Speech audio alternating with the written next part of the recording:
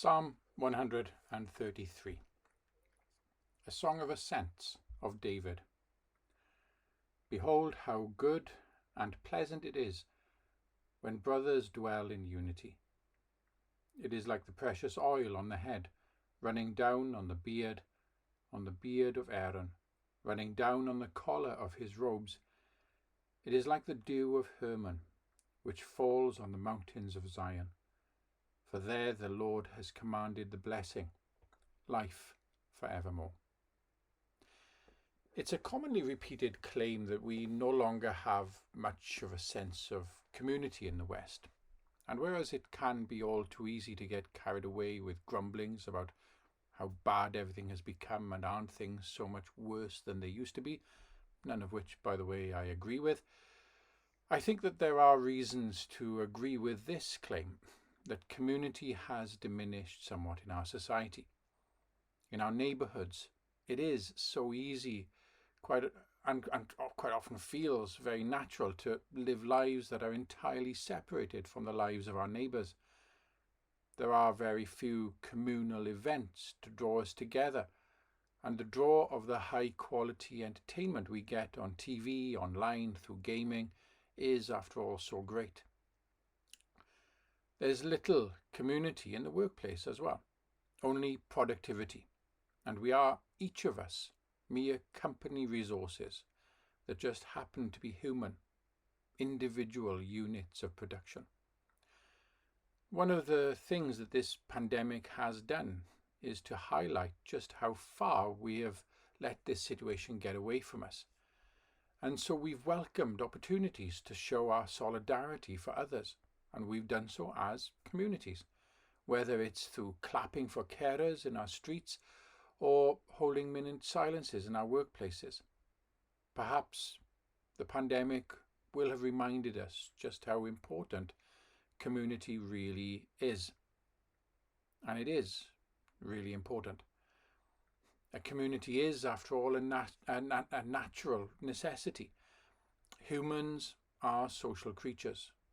We've thrived because we cooperate, because we share, we coordinate our efforts, because we relate to each other in complex societies.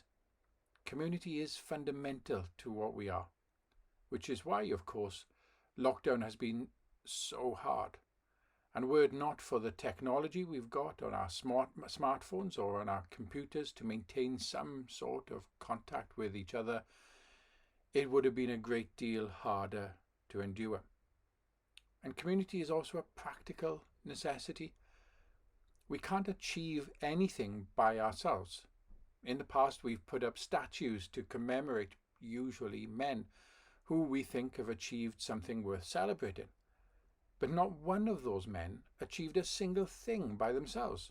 The Duke of Wellington didn't beat Napoleon's forces by himself, nor did Aneurin Bevan create the NHS without the involvement of an army of helpers. It's when we work together, when we share knowledge, when we cooperate in the pursuit of a common goal, it's then that things really get done. And community is also a welfare necessity. It is well documented that good relationships and a sense of belonging to a community is essential to our mental health and also, incidentally, to our physical health. And I guess we could say to our well-being in general. Isolation, alienation, loneliness, these are painful experiences in the extreme, and they do a huge amount of damage. Again, the pandemic has not only led to many thousands being taken ill with coronavirus, it's also led to many thousands suffering through the isolation that they've been forced to endure. But this psalm presents us with yet another way of looking at community. The psalmist wrote it to be sung by pilgrims as they journeyed to Jerusalem for one of the main feasts celebrated there every year by the Israelites. It's a song that reflects on the experience of those pilgrims as they journeyed together in their small communities. And for the author, it's this experience of community that he highlights as being a pleasure.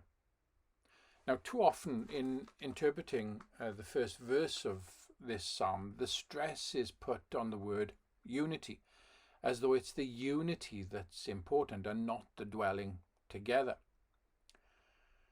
And what often follows is an angst-ridden discussion about what unity really means in this context and how it is that unity might be achieved.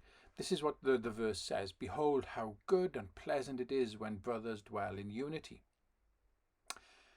But the truth is that the word unity doesn't actually appear in the psalm, at least not in the original Hebrew.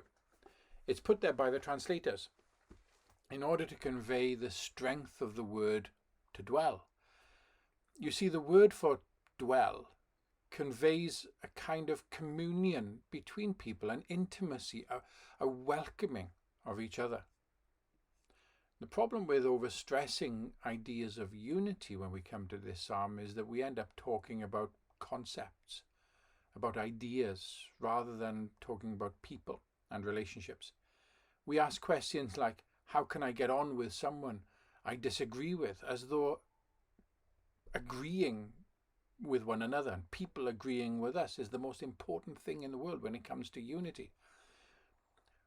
But what's important is actually being with others. And that's really what the psalm is telling us. This is what's important. Being comfortable with others. It's a rarely used word these days, but communing with others is what's important. Welcoming others into our lives, welcoming others into our world. And bearing in mind why this psalm was written, we can say that what's important is journeying with others through life.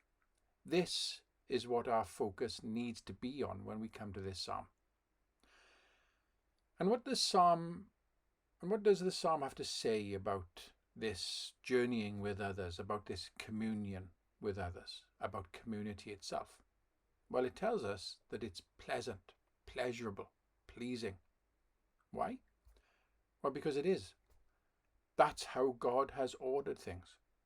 The psalm doesn't go into any deep sociological, philosophical or psychological explanations for this. All it's interested in is the experience itself. And it doesn't want to ruin it by switching from enjoying the moment to some deep intellectual analysis of community. No, there's no reason given as to why it's pleasant. It just is pleasant. And what follows then are two poetic descriptions of this pleasure. The first says this: "It is like the precious oil on the head running down on the beard of Aaron, running down on the collar of his robes." Now, in the ancient Hebrew and Greek worlds, pouring oil over your head was considered a very great pleasure. But bringing Aaron, Israel's first high priest, into this description indicates that this pleasure is God's blessing, bestowed on the community he has created.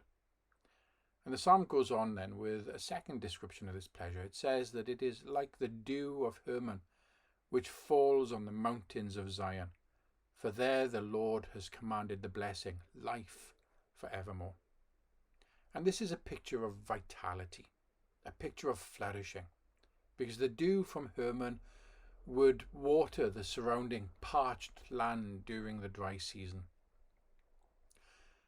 Community, that experience of being at ease with others, the experience of solidarity with them, that experience of openness and mutual affirmation, with no mind games being played, no competition is allowed to ruin things, where every effort is made to accompany one another, to walk beside each other, to be attentive to one another. This is the stuff that life is made of. It is the blessing of God, and it enriches the soul, just as the dew of Hermon enriches the surrounding soil.